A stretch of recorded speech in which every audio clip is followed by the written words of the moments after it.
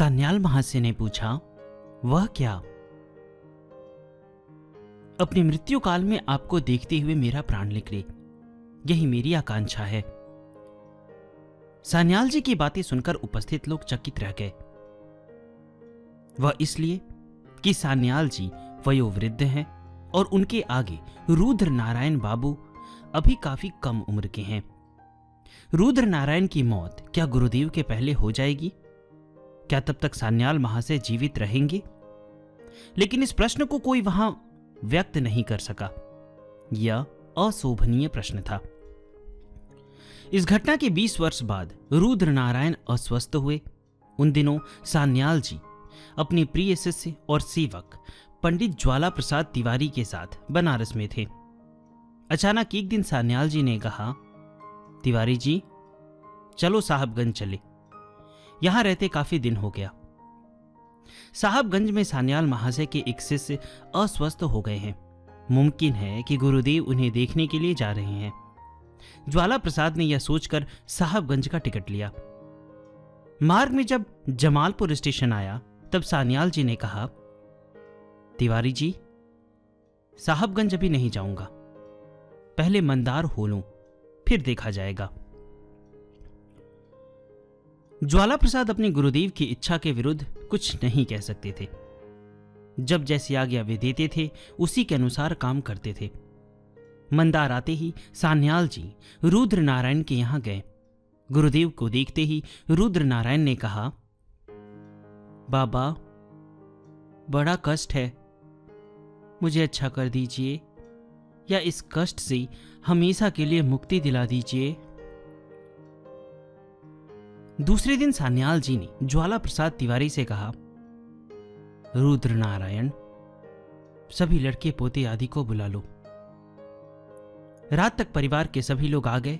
रुद्र नारायण ने परिवार के सभी लोगों को देखकर पूछा, अरे, सभी लोग कैसे आ गए?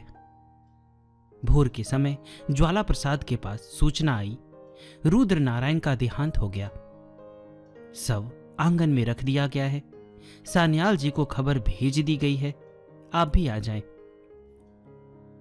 ज्वाला प्रसाद के पहुंचने के बाद सान्याल जी वहां पहुंचे और कहा, मुझे पहले सूचित करना चाहिए था। जब सब समाप्त हो गया तब समाचार भेजा गया।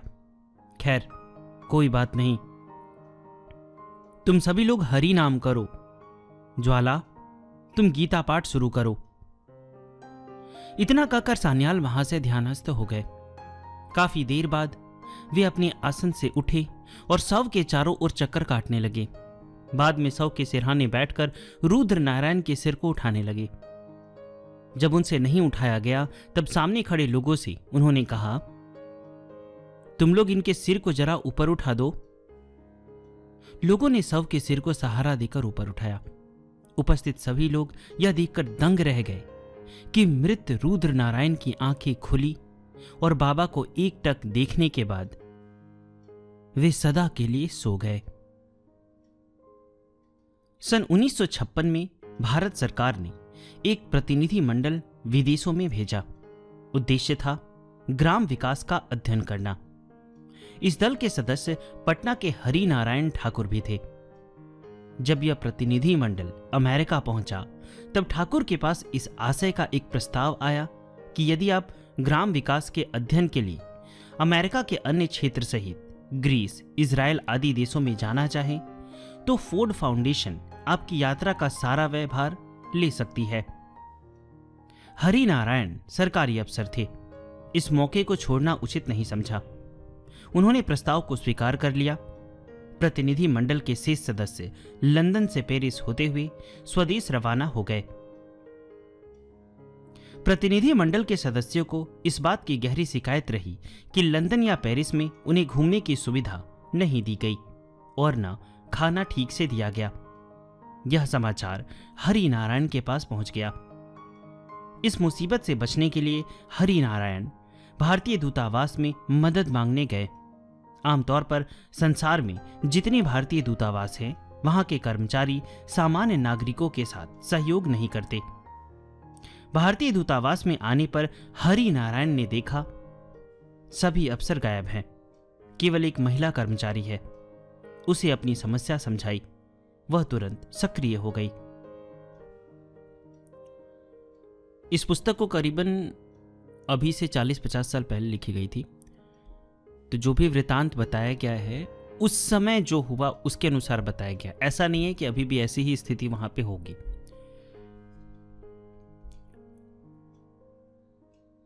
बगैर कोई पूछताछ की महिला कर्मचारी ने रोम, पेरिस, इजराइल तथा लंदन आदि भारतीय दूतावासों के नाम पत्र भेजा और उसकी प्रतिलिपि ठाकुर को दे दी। इस महिला की तत्परता से ठाकुर प्रसन्न हो गए। दूतावास में मानसिक परेशानी थी, इसलिए इस चमत्कार की ओर ध्यान नहीं गया। होटल में आने पर उन्हें इस बात पर आश्चर्य हुआ कि यह चमत्कार कैसे हो गया। कहीं अपरोक्ष रूप में गुरुदेव श्री भूपेंद्र नाथ सान्याल कृपा तो नहीं कर रहे हैं। मन में यह भावना आते ही सूटकेस से गुरुदेव का चित्र निकालकर उन्होंने सिर से लगाया। 8 अगस्त को जब लंदन के हवाई अड्डे पर ठाकुर उतरे तब माइक पर इनके नाम की घोषणा हुई। उन्हें इस बात पर आश्चर्य हुआ कि इतने यात्रियों के बीच केवल उन्हें क्यों बुलाया जा रहा है। काउंटर पर गए तो पता चला कि अमेरिकी एक्सप्रेस कंपनी उन्हें लंदन घुमाएगी। इसके लिए कंपनी प्रथम श्रेणी की कार और विदेशी मुद्रा भी देगी। उनके लिए उत्तम होटल की व्यवस्था भी की गई। लंदन से पेरिस आने पर यहां भी वैसी सुविधाएं मिली। पेरिस के बाद रोम में भी सारी सुविधाएं प्राप्त हुई तो उन्हें समझते देर नहीं लगी कि इस चमत्कार के पीछे गुरुदेव की ही कृपा अवश्य है। वे बेकार कष्ट कर रहे हैं। ठाकुर मन ही मन असंतुष्ट हो गए। रात को ध्यान लगाकर बैठे। गुरुदेव की छाया सामने आई तो आपने कहा, आप मेरे लिए इतना कष्ट क्यों कर रहे हैं? यह तो फोर्ड फाउंडेशन की व्यवस्था है। गुरुदेव ने कहा, कोई बात नहीं बेटा, बच्चों के लिए बड़ों को सब करना पड़ता है। ठाकुर ने अपनी ठकुराई दिखाई। उन्होंने जिद पकड़ ली कि गुरुदेव को कृपा करने की जरूरत नहीं। यह सुनकर सान्याल महाशय तथास्तु कहकर अंतर्धान हो गए। गुरुदेव का वरद हस्त हटने का पहला धक्का रोम के हवाई अड्डे पर उतरते ही मिला। जिस अमेरिकी कंपनी की मदद से ठाकुर यात्रा का आनंद ले रहे थे, उसी कंपनी ने इस आशय की नोटिस दी कि लंदन, पेरिस, रोम आदि स्थानों में आपने जो यात्राएं की हैं उसका सारा व्यय आप कंपनी को तुरंत भुगतान करेंगे। ठाकुर की जेब में उस समय कुछ डॉलर बचे थे। यात्रा खर्च देने की कौन कहे। इस रकम से वे स्वदेश भी नहीं लौट सकते थे। अब ठाकुर की हालत काटो तो खून नहीं जैसी हो गई। ठाकुर ने विनयपूर्वक कहा, इतनी रकम मैं कैसे दे सकता हूं? फिर यह परदेश ठहरा। मेरी परेशानी समझने की कोशिश कीजिए। कंपनी के एजेंट ने कहा, आपकी परेशानी से मेरा कोई मतलब नहीं है, मुझे रुपए चाहिए। ठाकुर ने कहा, इस वक्त मैं आपसे बहस नहीं करना चाहता। कल सवेरे आपके अधिकारी से मिलकर सारी बातें तय करूंगा। कृपया यह बताइए कि मेरे लिए होटल में ठहरने और कल शाम को वापस जाने की व्यवस्था है ना? एजेंट ने कहा, नहीं, रुपए देने पर व्यवस्था होगी। काफी मेहनत करने के बाद होटल में रहने का स्थान मिला। यहां आते ही ठाकुर व्याकुल भाव से छटपटाने लगे। अब उन्हें याद आया कि अगर मैं गुरुदेव के आगे जिद न करता तो यह नौबत न आती। मुसीबत के वक्त लोगों को भगवान, गुरु, माता पिता याद आते हैं। इस समय ठाकुर को गुरुदेव की एक कविता याद आ गई, जिसका भावार्थ है, पर्वत अपने ध्यान में मग्न रहता है, नदी मंद गति से बहती है और योगी योगाभ्यास में मग्न रहता है। यह सब ईश्वर की कृपा से होता है। गृहस्थ नाना प्रकार की आसक्तियों को लेकर तथा नाना प्रकार की घटनाओं के बीच नाना प्रकार की चिंताओं के साथ नाना प्रकार के भावों में ईश्वर की पूजा करता है। यह भी ईश्वर की कृपा से संभव है। मन भले ही कुछ क्यों ना चाहे, वह ईश्वर के पीछे दौड़ता रहता है। हे ईश्वर, तुम्हारे हृदय में ही सबके हृदय गुथे हुए हैं और तुमसे प्रेरित होकर ही मनुष्य अपने मुख से स्वर निकालते हैं। इस प्रकार सभी वस्तुओं में ईश्वर का प्रकाश व्याप्त है, ऐसा हम सबको समझना चाहिए। इस कविता को 2 बार पढ़ने के बाद मन कुछ शांत हुआ। उसी रात को नींद में गुरुदेव आए और बोले, मेरे बच्चे घबरा मत, सवेरे सब ठीक हो जाएगा। आखिर मैं हूं किस लिए? ठाकुर को बड़ा आश्चर्य हुआ कि कई हजार मील दूर गुरुदेव हैं और वहां से अपने एक अदना शिष्य पर कृपा कर रहे हैं। मन ही मन गुरुदेव को प्रणाम कर वे गहरी नींद में सो गए। दूसरे दिन कंपनी के बड़े अफसर से मिलते ही जादू सा असर हुआ। यहां तक समय सीमित रहते हुए भी उन्हें कार द्वारा नगर के विभिन्न क्षेत्रों में घुमाया गया। लौटने की सारी व्यवस्था हो गई। एक प्रकार से मुसीबतों का तिलिस्म टूट गया। इस प्रकार की कई घटनाएं शिष्यों के साथ हुई है। सान्याल जी की कृपा पाकर अनेक लोग धन्य हुए हैं। यही वजह है कि उनके अधिकांश शिष्य उन्हें पूज्य गुरु महाराज या योगीवर कहते आ रहे हैं। सान्याल जी श्रीमद् भागवत गीता का नित्य पाठ करते थे। वे यह मानते थे कि यह ग्रंथ इस युग का वेद है। विभिन्न पत्र पत्रिकाओं में लेख लिखने के अलावा सान्याल जी ने सबसे महत्वपूर्ण कार्य लाहिड़ी महाशय की गीता टीका की व्याख्या की है। यह पुस्तक 3 खंडों में है। इसके अलावा बिल्वदल 2 खंड, अभ्यास योग, दिनचर्या, दीक्षा और गुरु तत्व, आत्मानुसंधान और आत्मानुभूति, आत्मबोध, मोक्ष साधन और योगाभ्यास, नित्य कृत्य, स्तोत्रावली आदि पुस्तकें लिखी हैं। आपकी योग संबंधी पुस्तक से सहायता लेकर पंडित गोपीनाथ कविराज जी ने आरोप साधन आदि लेख लिखे हैं। इन पुस्तकों में चिंतन की विशद गहराई है। यहां तक कि शिष्यों और भक्तों के नाम जो पत्र सान्याल जी लिखते थे, उसमें भी योग और अध्यात्म की चर्चा करते थे।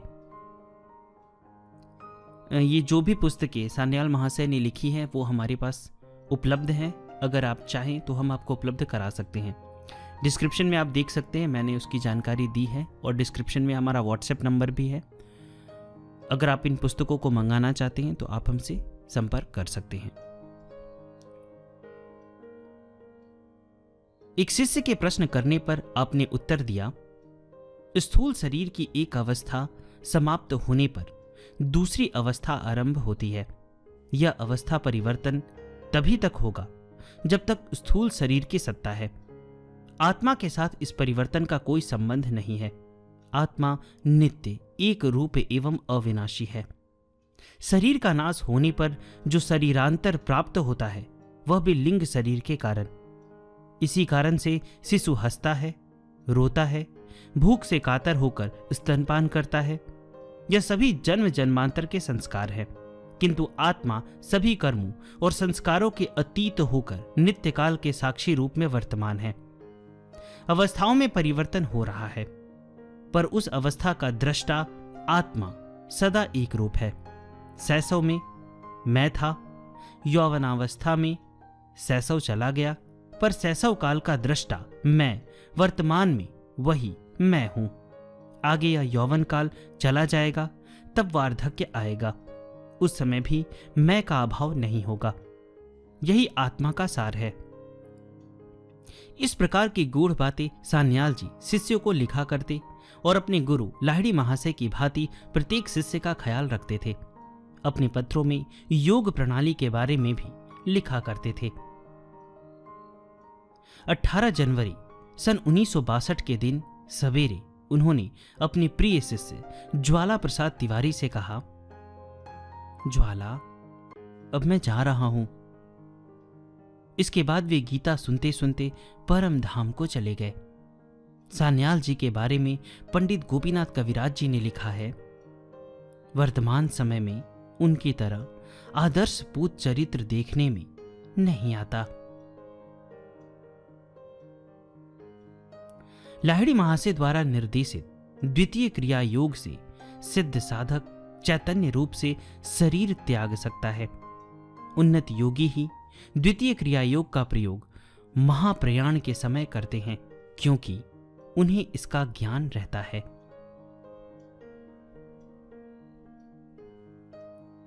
सान्याल महाशय की जीवनी यहीं समाप्त होती है।